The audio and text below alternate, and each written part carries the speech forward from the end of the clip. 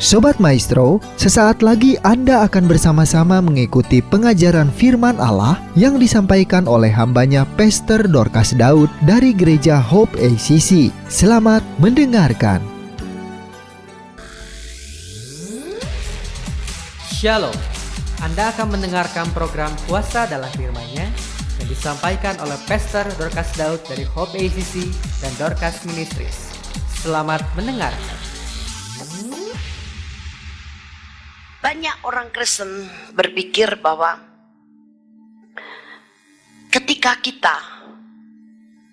sudah merasa datang ke gereja, ternyata berkatnya kok cuma segini-gini terus ya, sebegini-begini saja ya. Akhirnya kendor semangatnya ke gereja. Mungkin dia berpikir, mungkin karena saya bergereja di situ, coba tak cari gereja lain. Pindahlah dia gereja lain. Oh, kayaknya nih gereja ini yang punya mobil bagus-bagus banyak nih. Wah, saya tak ke situ saja. Barangkali kalau ke situ saya diberkati. Ternyata berkat hidupnya juga belum kelihatan secara signifikan, secara wow gitu. Akhirnya mikir lagi, kok di gereja ini kok juga saya tetap begini ya berkatnya ya? Mungkin karena gerejanya. Oke, saya tak cari gereja lain. Wah, jadi mau sampai kapan muter-muter gereja? Kenapa? Karena motivasinya salah. Yang paling benar adalah mengenal Yesus dengan benar. Amin. Motivasi kekristenan kita tuh mengenal Yesus dengan benar. Sehingga kita lahap makan firman-Nya, bukan mengejar karunia-karunia-Nya. Bukan hanya mengejar berkatnya. Itu memang adalah hak kita. Itu memang dipercayakan kepada kita. Tapi kepada orang Kristen seperti apa? Orang Kristen yang mengenal Dia dengan benar. Orang Kristen yang betul-betul sekarang membutuhkan kuncinya. Apa kuncinya? Firman Allah. Nah, ketika kita sudah sampai kepada sumbernya, kita mengenal Dia dengan tepat dan benar. Karena kita lahap makan firman, kita lahap memuji menyembah Dia, maka apa yang menjadi bagian kita itu akan mudah kita alami. Termasuk kita ini sudah diprioritaskan, kamu akan terima kuasa dari tempat maha tinggi. Bahkan kamu akan terima urapan yang tanpa batas. Tapi kapan kita bisa mengalaminya? Ketika kita sudah ketemu sumbernya. Ketika kita sudah mengenal Dia dengan benar. Kalau kita sudah mengenal Dia dengan benar, apa yang dikatakan firman kita akan nurut semua. Amin. Karena kita tahu, kuncinya firman. Kalau kita hanya mengejar yang aku punya masalah ini. Coba lihatan. Tanyaan ke Tuhan. Coba gimana tentang problem saya?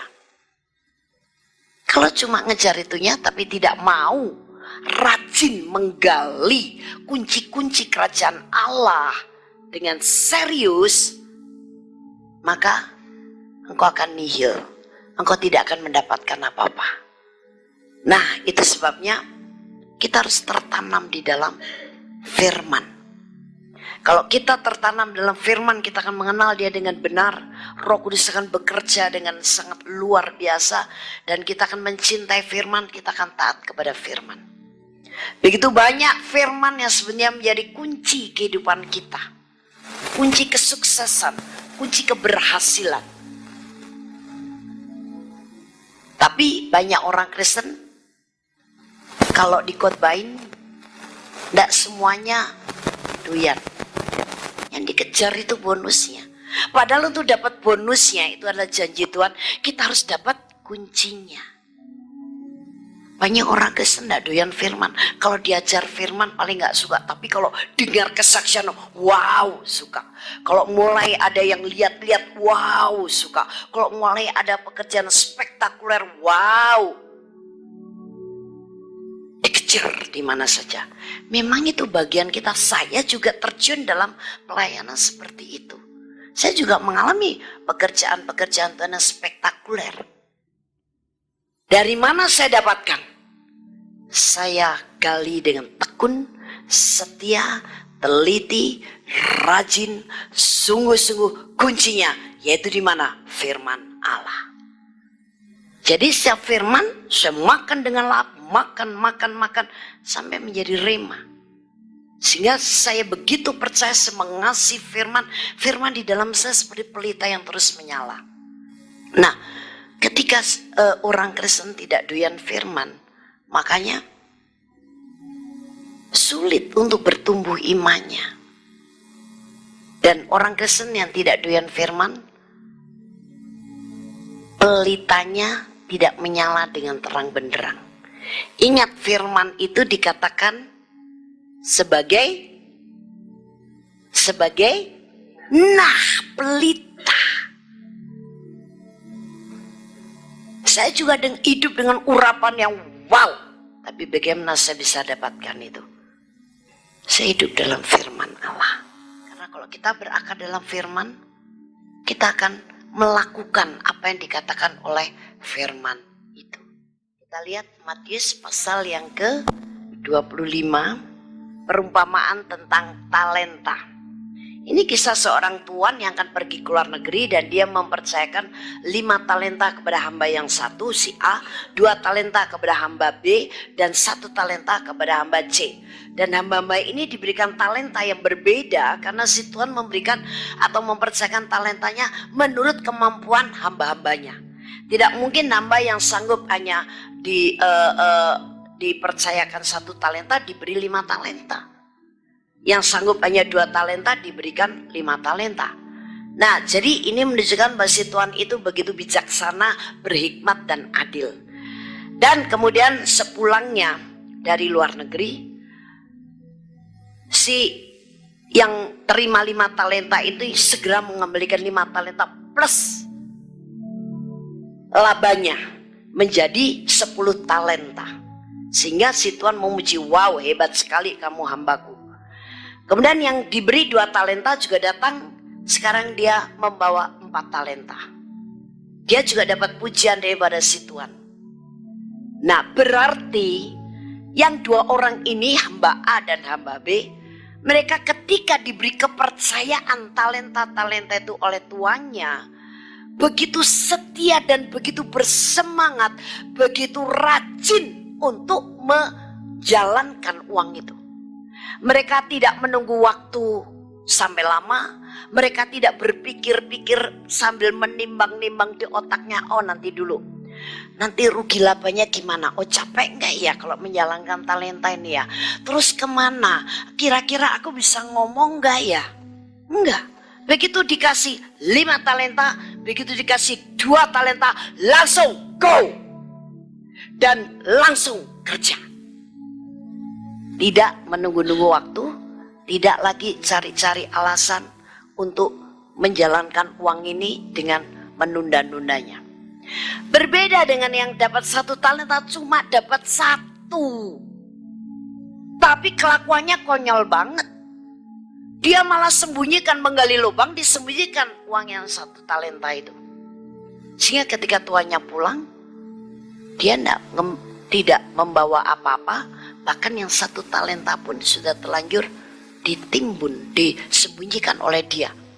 Nah, makanya ditegur oleh si tuan. Hei kamu hamba yang jahat dan malas. Dikatakan hamba yang jahat dan malas. Karena dikasih kepercayaan kok kamu malas sembunyikan itu talenta. Aku maunya seperti teman-temanmu yang lain. Kamu jalankan, kamu kerjakan. Tapi kamu curiga dengan saya.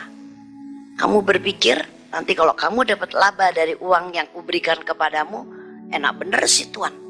Dia nggak menabur, mau menuai.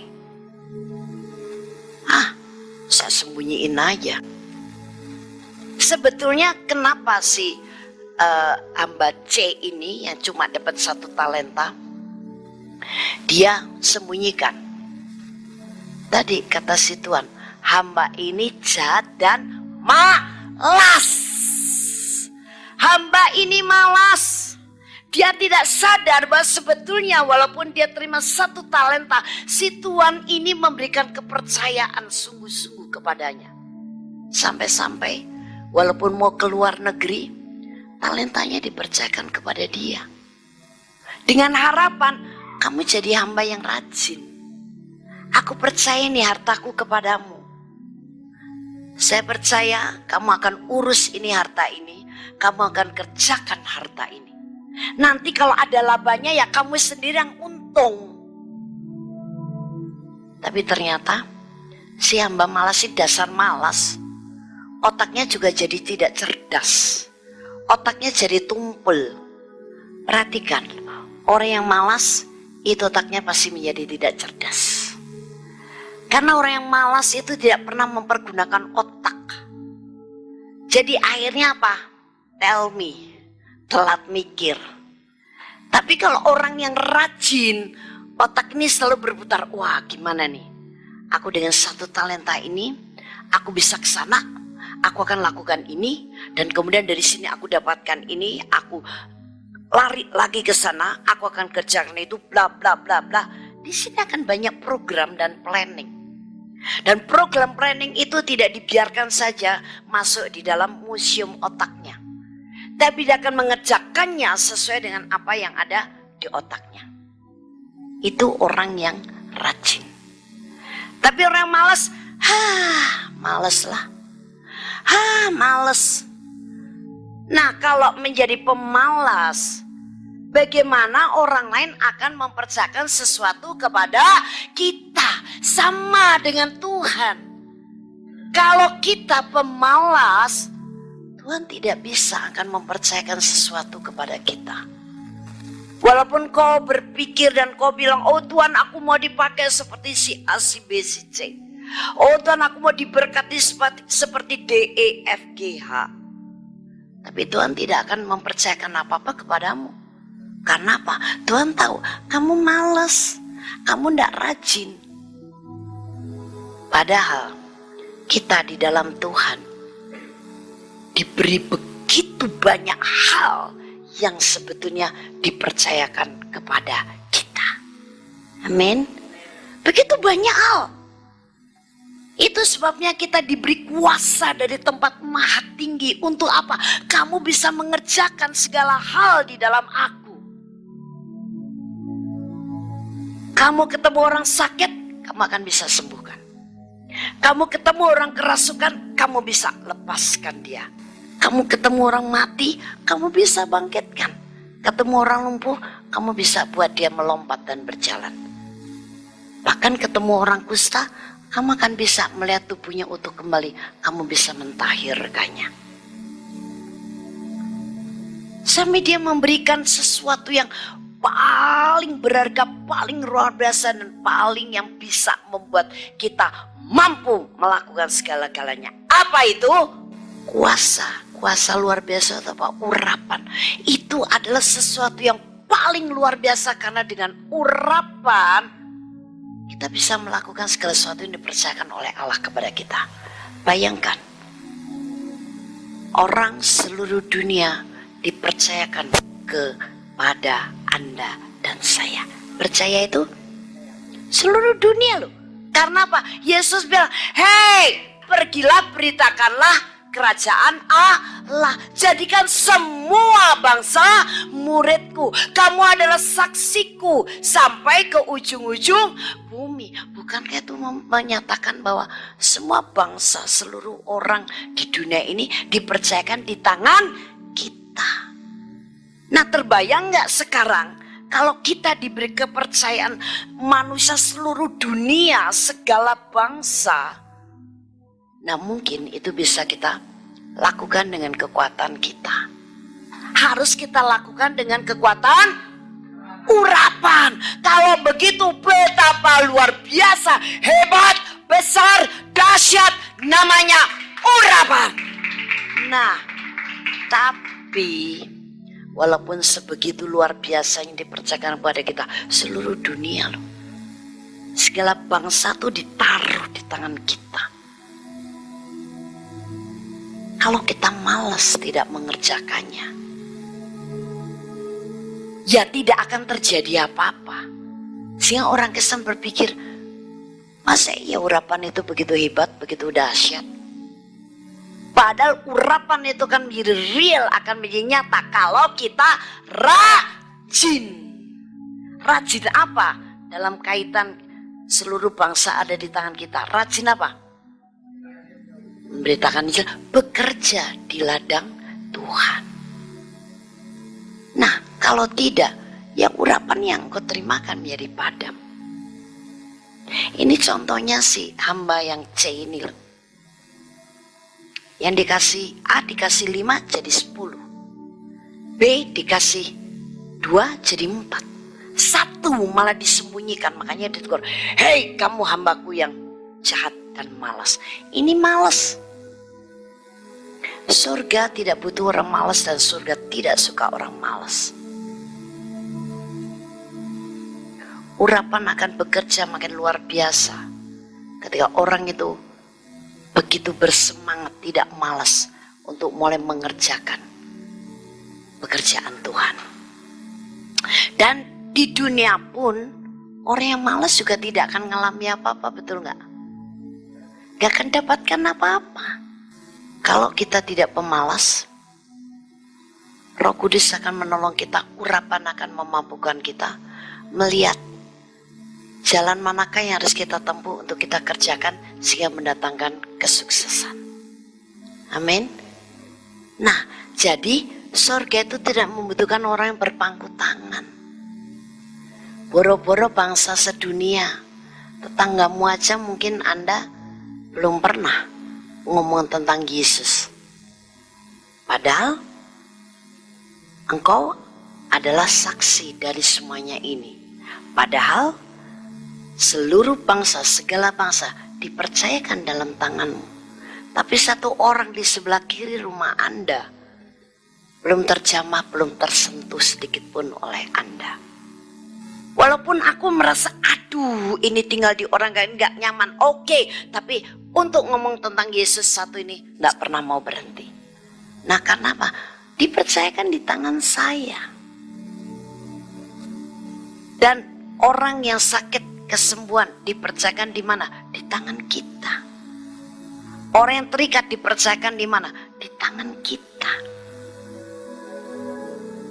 Bahkan orang yang bermasalah dipercayakan di mana? Di tangan kita. Orang yang hidup dalam kegelapan dipercayakan di tangan kita. Dan sebenarnya Tuhan itu sangat konsekuen. Kalau dia memberikan satu tugas, berarti dia mempercayai kita. Dia juga membackup kita. Dengan apa Tuhan membackup atau memampukan kita melakukan itu? Dengan apa? Urapan. Nah sekarang kalau udah terus-menerus mengalami menerima urapan, jangan didiamkan saja. Mulai kanan kirimu. Dengan apa? Dengan urapan yang sudah dipercayakan kepada kita. Amin. Dengan urapan. Jangan malas. Ingat Tuhan menegur dengan keras. Hei, aku sudah percayakan kepada kamu urapan yang luar biasa. Bahkan kamu ketika minta karunia, aku berikan sampai kamu terima karunia berbahasa roh minimal. Tapi mengapa tidak engkau kembangkan? Sehingga karunia itu bertambah banyak. Kamu bisa mendapatkan karunia hikmat, karunia marifat. Bahkan urapan itu bisa menjadi berkali lipat ganda besarnya. Karena kamu mulai mengerjakan apa yang kupercayakan kepadamu. Engkau mulai bekerja. Tapi kalau kamu malas, kamu tidak lakukan itu, ya urapan dalam dirimu bukannya bertambah besar. Karunia dalam dirimu bukan bertambah banyak. Tapi malah akan menjadi padam. Ingat tadi yang dikasih 5 menjadi 10 karena dia rajin mengembangkannya. Jadi berapa? 10 tambah 5. Sama dengan urapan dan karunia yang sudah diberikan kepada kita. Akan bertambah-tambah ketika kita mulai mengerjakan apa yang dipercayakan Tuhan pada kita. Beritakan Injil dipercayakan ke kita. Menyembuhkan orang sakit dipercayakan ke kita loh. Mengusir setan dipercayakan ke kita loh. Melakukan mujizat percayakan ke kita.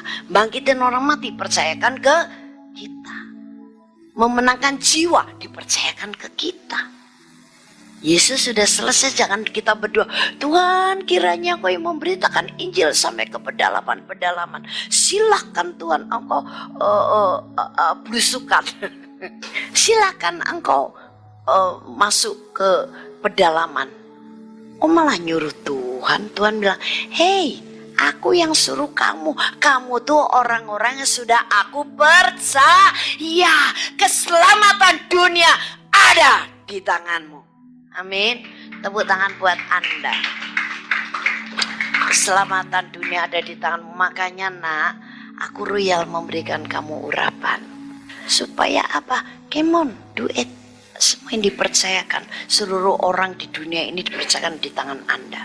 Nah sekarang dengan urapan itu dan karunia, talenta yang sudah diberikan kepadamu, engkau mulai berjalan.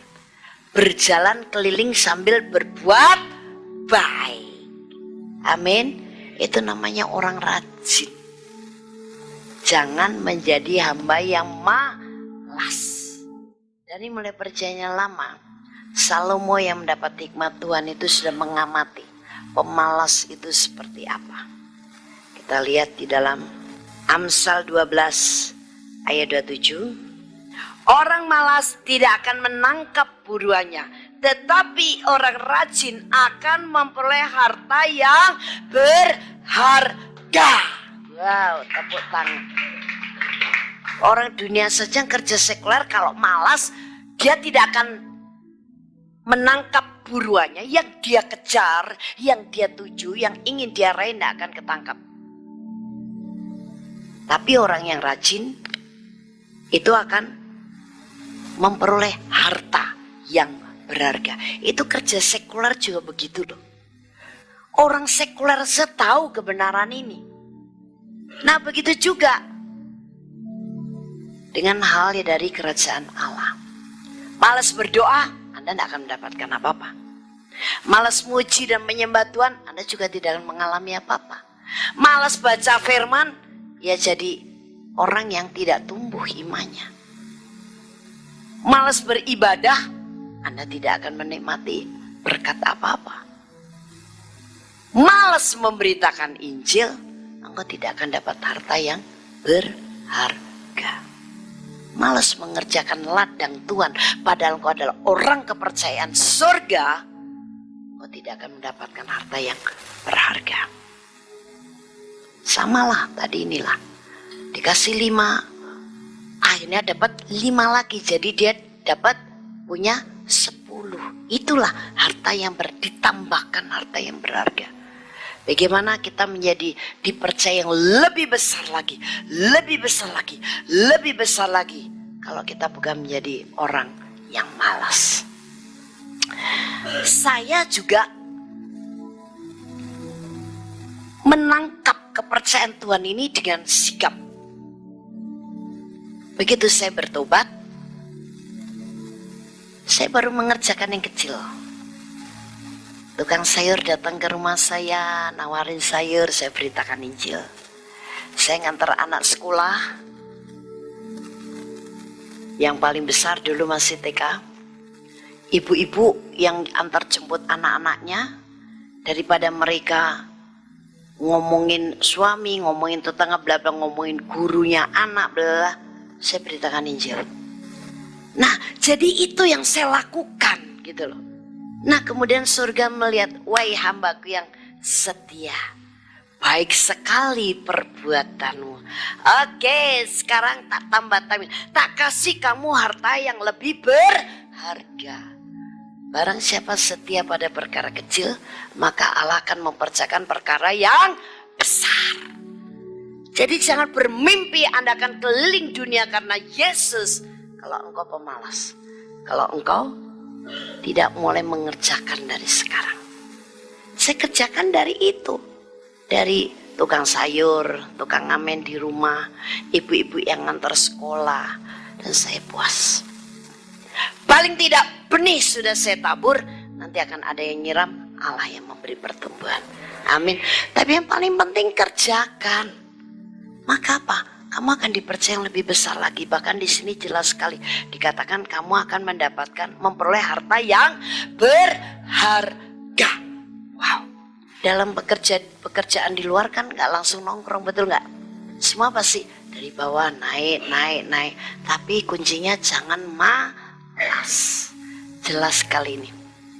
Kitab Amsal dari Salomo yang berhikmat berkata, kalau malas, engkau tidak akan mendapat apa yang kau buru.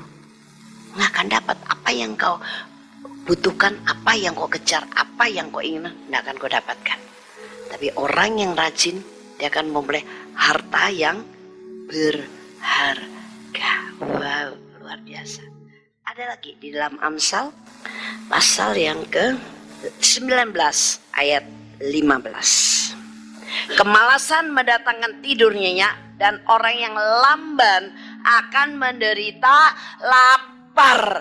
Kenapa lamban? Sebetulnya karena malas. Makanya karena saya sudah dibawa oleh Tuhan pengalaman macam-macam dan dididik, dilatih benar oleh Tuhan lah. Tapi puji Tuhan, saya mau kalau sekarang ya misalkan ada orang punya alasan, aduh Bu, saya nggak bisa, apa. Soalnya anak saya begini, soalnya rumah saya jos. Aduh, itu mah bukan alasan. Bukan alasan. Soalnya kerjaan saya banyak, bukan alasan. Karena saya juga bukan seorang pengangguran, bisa rajin dan tekun di dalam ladang Tuhan. No, saya juga punya pekerjaan. Bahkan double. Ya pekerjaan rumah, ya dulu profesi saya, pekerjaan di rumah. Nah jadi orang menjadi lamban itu karena malas. Tapi kalau orang yang rajin, tidak malas, itu yang saya bilang, pasti jadi otaknya cerdas. Nah sekarang Anda tinggal milih. Mau yang cerdas atau yang mau yang tell me.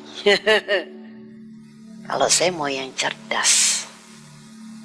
Nah, dalam mengerjakan tugas kerajaan Allah yang dipercayakan kepada kita juga sama. Kita akan menjadi lamban karena kita malas. Ada saja alasannya. Sebetulnya karena malas. Udah itu aja, makanya saya tuh nggak mudah dikasih alasan. Saya nggak mudah loh dikasih alasan orangnya tuh, nggak langsung bereut. Kalau saya bilang iyalah, itu dengan pertimbangan, ya udah itu urusan kamu dengan Tuhan. Dan ketika kita tidak malas, urapan juga akan bekerja luar biasa. Termasuk berkat menyertai kita juga tergantung dari urapan. Nah urapan bisa besar, urapan berkat bisa besar juga kepada kita kalau kita tidak malas. Sekarang dalam konteks ini tidak malas dalam hal apa? Bukan dalam hal sekuler aja, tapi juga dalam hal-hal rohani. Suruh nginjil, suruh berdoa, menyembah, memuji Tuhan, melayani. Amin. Nah, jadi Anda dan saya adalah orang-orang kepercayaan surga. Jadikan surga semakin percaya kepada kita. Ketika kita setia pada perkara kecil, dipercaya perkara kecil, kita bisa mengerjakan dengan baik karena kita tidak malas. Maka surga akan mempercayakan kita perkara-perkara yang lebih besar lagi. Amin. Dan apa saja yang kau butuhkan pasti Tuhan itu tidak akan membiarkannya. Jadi mikirnya begitu. Tapi juga Tuhan mau melihat bagaimana kesetiaan kita dan kerajinan kita. Amin. Rajin baca firman, rajin berdoa, rajin memberitakan Injil, rajin apalagi, semualah. Jangan menjadi pemalas. Supaya apa? Kita mendapatkan harta yang lebih berharga lagi. Amin. Haleluya. Kami percaya Anda pasti diberkati oleh firman Tuhan yang disampaikan oleh Pastor Dorcas Daud STH dari Hope ACC dan Dorcas Ministries. Dan bila Anda memiliki pertanyaan seputar kegiatan pelayanan kami, Anda dapat menghubungi kami di 08 222 703 0006. Sekali lagi di 08 222 703 0006. Sampai jumpa kembali. Tuhan Yesus memberkati.